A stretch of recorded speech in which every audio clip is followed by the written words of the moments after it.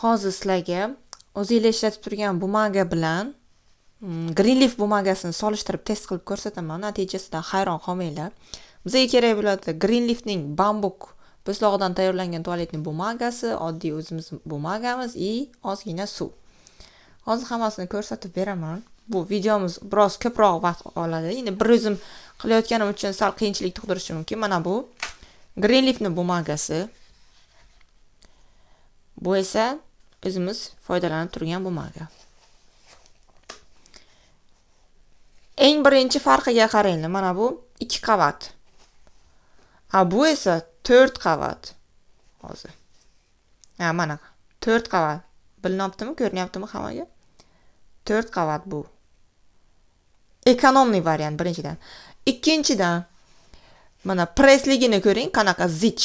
Buni qarang. Ikkalasi bir xil vaqtda tugaydi. Ana endi farqi nimadaligini aytib beraman hozir. Prosta aytmayman, ko'rsatib beraman. Ikkita bumagani oldim. Ikkalasini ham bir xil razmerda qatlab olaman. Endi kimdir yordam berib turganda osonroq bo'lardi. Afsuski hozir yonimda hech kim yo'q.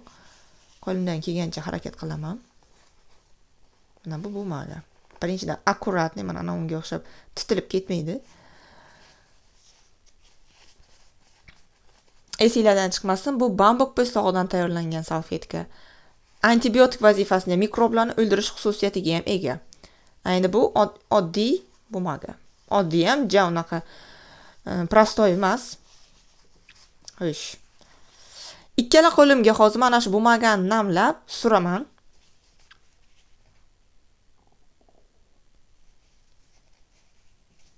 Mana namlaganim.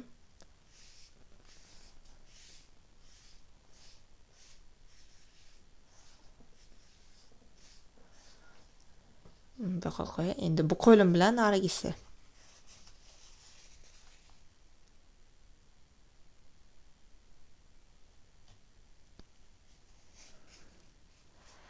Namlab oldim.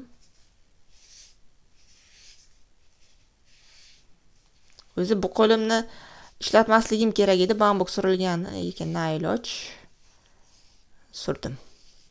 Boshqa choram yo'q.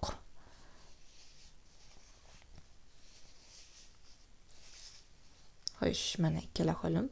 Ana ikkala qo'lim. Ana endi buni mana dollarni aniqlaydigan fonariklarimiz bo'ladi. Dollarni haqiqiy emasligini aniqlaydigan. Mana shu fonarik yordamida tekshiraman. Mana bambukli qo'lim. Nimadir bormi mana?